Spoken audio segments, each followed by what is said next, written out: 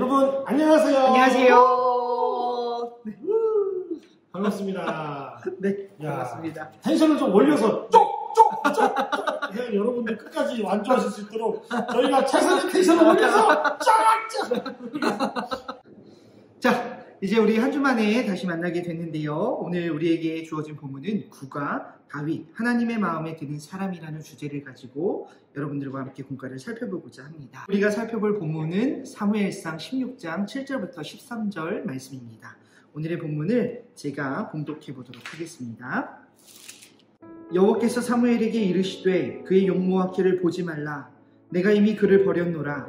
내가 보는 것은 사람과 같지 아니하니 사람은 외모를 보거니와 나 여호와는 중심을 보느니라 하시더라. 이새가 아비나답을 불러 사무엘 앞을 지나가게 하매 사무엘이 이르되 이도 여호와께서 택하지 아니하셨느니라 하니 이새가 산마로 지나게 하매 사무엘이 이르되 이도 여호와께서 택하지 아니하셨느니라 하니라.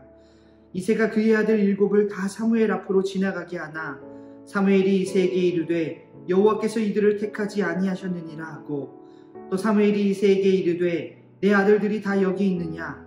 이새가 이르되 아직 막내가 남았는데 그는 양을 지키나이다. 사무엘이 이새에게 이르되 사람을 보내어 그를 데려오라. 그가 여기 오기까지는 우리가 식사자리에 앉지 아니하겠노라. 이에 사람을 보내어 그를 데려오매 그의 빛이 붉고 눈이 빼어나고 얼굴이 아름답더라. 여호와께서 이르시되 이가 그니 일어나 기름을 부으라 하시는지라.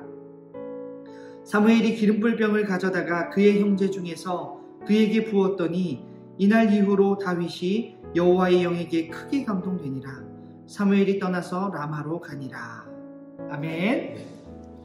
하나님께서 여러분들 잘 아는 내용일 텐데요. 이새의 아들들 중에서 왕을 뽑으신다고 말씀하시니까 사무엘이 이새에게 찾아가서 그 아들들을 좀 메워라. 내가 만나겠다라고 이렇게 해서 만났습니다. 근데 첫째 아들 엘리압의 얼굴을 보니까 용모도 아주 빼어나고 훤칠한 거예요. 늠름한 모습을 보니까 와, 과연 이 사람이 하나님이 이새의 아들 중에 왕이라고 하셨으니까 왕답다. 이 왕 같은 느낌이 난다. 이렇게 생각을 하고 마음을 먹었던 것 같아요. 사무엘이요. 근데 하지만 하나님께서는 그러한 왕의 모습을 원하셨던 게 아니었습니다.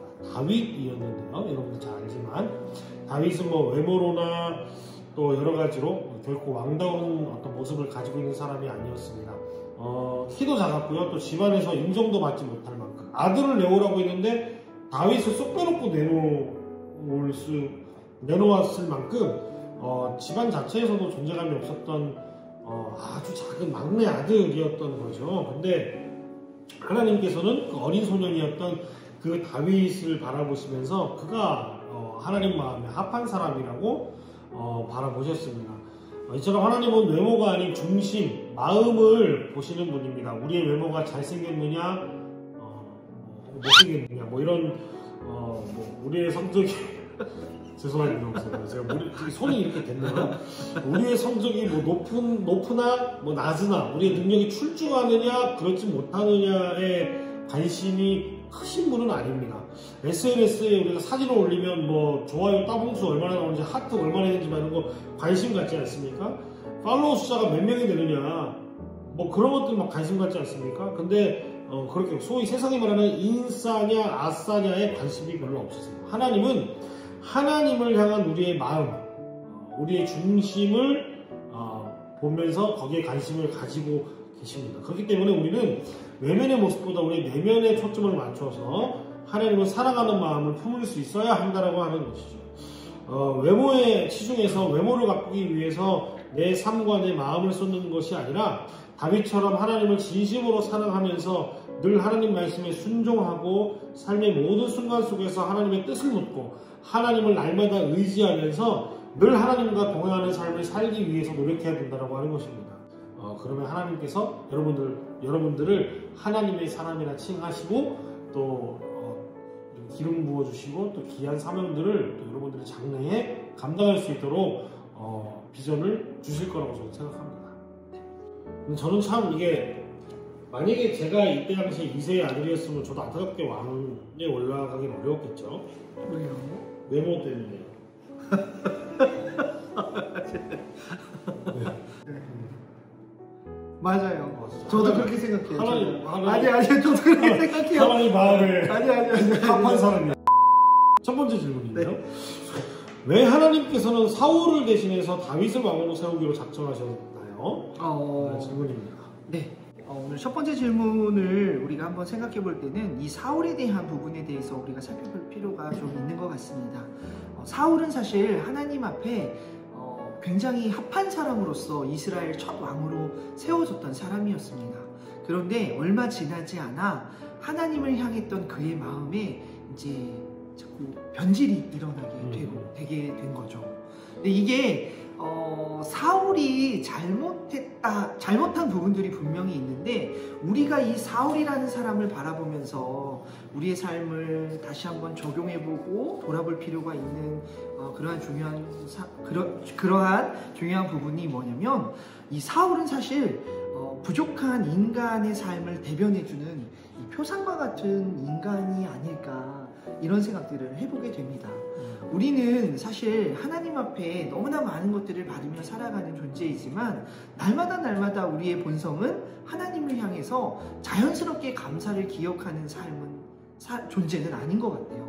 근데 이 사울이라는 사람이 하나님 앞에 정말로 많은 축복을 받았고 은혜를 받아서 그러한 삶을 누리게 됐지만 어느 순간 영적인 눈이 닫히게 되고 하나님을 바라보는 그 영적인 시각이 자꾸만 닫히게 되다 보니까 하나님의 방향성을 담은 삶이 아니라 자꾸 나의 의지, 세상을 향한 나의 기준을 가지고 삶을 살아가다 보니까 이제 일단 나의 삶이 점검이 되지 않고 하나님 앞에 회개가 일어나지 않는 교만한 삶을 살아가기 시작했다라는 거죠. 그래서 하나님께서는 사울을 왕으로 세우신 것을 후회하시며 다윗을 새로운 왕으로 만드시는 아픈 과거의 역사를 우리가 성경을 바라보면서 알 수가 있다는 것입니다. 네, 두 번째 질문 가보도록 하겠습니다. 이스라엘의 두 번째 왕으로 다윗이 택함을 받은 이유는 무엇인가요? 하나님께서 외모가 아닌 이 마음을 보셨기 때문입니다. 다윗이 사실은 그 집안 안에서도 주목을 받지 못할 정도로 굉장히 정말 자존감이 어쩌면 가장 낮았을 수도 있지 않겠습니까? 네. 그러한 어떤 조건과 환경에 있음에도 불구하고 하나님은 외모를 보시지 않으시고 내면을 바라보셨다. 그건 뭐냐?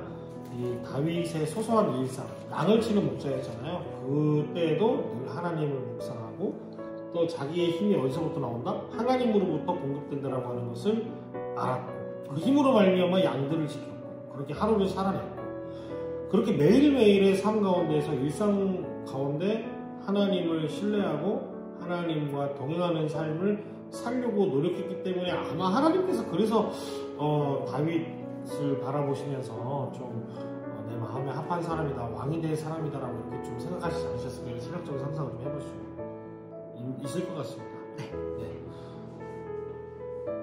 마지막 질문이죠. 사무엘이 다윗에게 기름을 부었을 때 어떤 일이 일어났습니까? 예. 오늘 성경에 이렇게 기록이 되어 있어요. 사무엘상 16장 13절 말씀인데요. 사무엘이 기름불병을 가져다가 그의 형제 중에서 그에게 부었더니 이날 이후로 다윗이 여호와의 영에게 크게 감동되니라. 성경은 이렇게 기록을 하고 있죠. 사무엘이 기름을 다윗에게 부었을 때 하나님의 영이 다윗과 함께 했다라고 이렇게 기록을 하고 있습니다. 이것은 하나님께서 다윗과 함께하는 놀라운 은혜의 또 그 삶이 다윗에게 시작되었다라고 우리가 볼 수가 있다라는 것입니다. 사울은 어떻게 보면은 하나님과 함께하는 인생이었지만 하나님 앞에 또 온전히 순종하지 못하는 삶으로 또 여호와 하나님의 방향성을 바라보지 못하는 영적 무감각이 가득한 삶으로 나아갔던 연약한 삶을 살아갔던 인물이었던 이러한 성경의 사실들을 바라보면서 오늘 내가 살아가는 삶 속에서 과연 나는 다윗과 같은 삶을 살아가고 있는지 사울과 같은 삶을 살아가고 있는지 오늘 공과의 그 부분들 속에서 여러분들의 삶의 모습을 점검해 볼 수 있는 우리 또 믿음의 친구들이 될 수 있었으면 좋겠다라는 생각이 좀 들게 됩니다. 네, 그러면은 이제 믿음으로 살기인데요. 하나님께서 기뻐하시는 사람, 하나님이 이 내면을 보신다고 했는데 하나님 마음에 맞는 사람이 되기 위해 가꾸어야 할 우리의 내면의 모습이 무엇일까요? 가꾸어야 할 마음 그리고 버리고 고쳐야 할 마음, 이걸 한 가지씩 얘기하면 좋을 것 같습니다. 네. 조사님은 갖고 와야 될 마음이 뭐가 있다고 생각하세요? 조사님 삶에 있어서. 하나님을 예배하는 데 있어서 즐거운 마음이죠.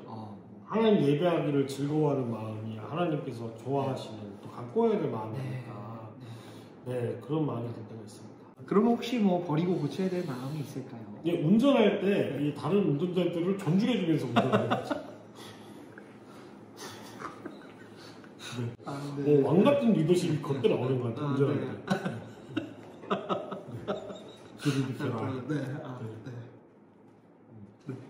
고쳐야 할 마음 중에 혹시 운전입니까? 아, 운전은 없어요. 운전은. 화 안 나시나요? 네, 운전은 뭐 저 때문에 누가 화나면 화나겠죠. 목사님이 갖고 와야 될 마음은 뭔가요? 아, 저 갖고 와야 될 마음이요?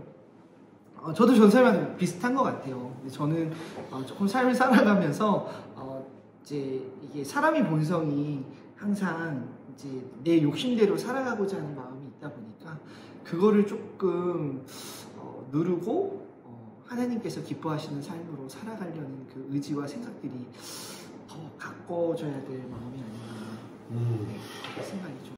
지금 만약에 목사님의 본성대로라면 지금 목사님은 어떤 생각을 하셔야 되죠? 아, 지금 본성이요? 본성이요? 아, 제가 지금 계속 NG를 많이 내고 있어요. 그래서 지금 웃음이 터져갖고 NG를 많이 내고 있는데 여기 뭐 입에 좀 이게 지퍼를 좀 채우고 싶은 본성이 있지만 열어야죠, 그죠? 네.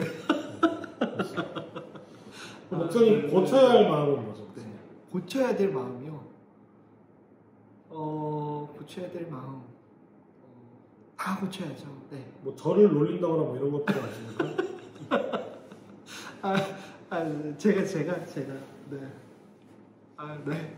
네, 여러분들은 어떠신가요? 네. 여러분들이 하나님 앞에 나아갈 때 있어서 고쳐야 할 마음은 어떤 것이고 또 더 갖고 나가야 할 마음들이 있다면 또 어떤 것일까요?